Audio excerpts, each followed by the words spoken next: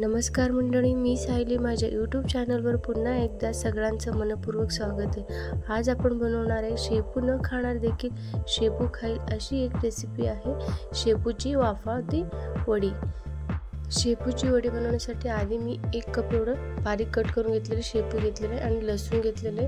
लसूण नंतर फोडणीला घालायचे. जिरे आणि मूग डाळ, मिरची आणि मीठ घेतलेले. आधी मी इथं 2 कप एवढं ज्वारीचं पीठ घेतलेलं आहे आणि 1 कप शेपूसाठी 2 कप ज्वारीचं पीठ घ्यायचं. त्यानंतर घेतलेलं सगळं मसाला त्याच्यात घालून घ्यायचे. हिरवी मिरची, मूग डाळ, मीठ, शेपू आणि थोडंसं हळद घालून घ्यायचे. चांगलं लागते. सगळं चांगल्या प्रकारे मिक्स करून घ्यायचे. आपल्याला सगळं चांगल्या प्रकारे मिक्स करून घेतल्यावर एकदम हलकंसं कोमट असायला पाहिजे तशा पाण्याने आपल्याला पीठ मळून घ्यायचे. आणि पीठ जास्ती घट पण नको आहे, जास्ती सैल पण नको आहे, मीडियममध्ये पीठ मळून घ्यायचे आपल्याला अशा पद्धतीने.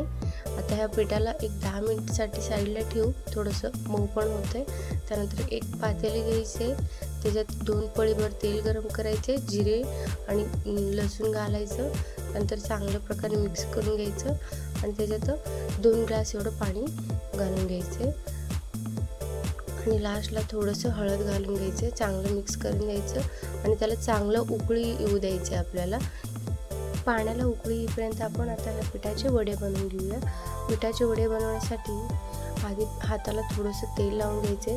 छोटे छोटे लिंबूच्या आकार एवढं गोळा घ्यायचे. गोळा घेऊन हातावर गोल करून त्याला चपटं करून घ्यायचे.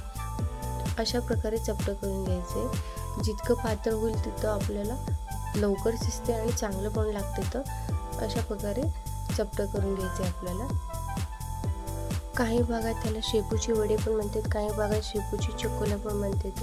आपल्या सोलापूर साईडला शेपूची वडी म्हणून म्हटलं जातं. तिखट मीठ चांगल्या प्रकारे घालून ही वडी बनवलं ना एकदम भारी लागतं. शेपू न खाणारे देखील खाईल अशी बनती.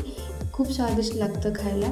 आता पाणी चांगल्या प्रकारे उकळून तयार झालेले. आता त्याच्यात वडी सोडून घ्यायचे. पाणी असं उकळेपर्यंत वडी सोडायचं नाही, नाहीतर कच्चं राहील वडी. आता सगळे वडी सोडून झालेलं आहे ते. आता आपल्याला एक 10 मिनिटपर्यंत असंच उकळू द्यायचे. घरातल्यांना वाटणार पण नाही की ही शेपूपासून बनवलेले वडी आहेत. इतकं छान लागते. आता उकळून तयार झालेले आहे वडी अशा प्रकारे बनते. खालचं ग्रेव्ही तर इतकं छान लागतं ना, खूप छान लागते खाण्यासाठी. गरमागरम शेपूची वाफाळती वडी बनवून तयार झालेली. चला आता खायला बसूया. गरमागरम शेपूची वडी त्यासोबत लोणचं खूप छान लागते खायला. ही रेसिपी एकदा नक्की ट्राय करा. रेसिपी कशी वाटली मला प्लीज कमेंट करा. रेसिपी आवडली असेल तर लाईक, कमेंट, शेअर, सबस्क्राईब करायला विसरू नका. मिळूया अशाच एक नवीन रेसिपीसोबत. तोपर्यंत bye bye. Thank you for watching.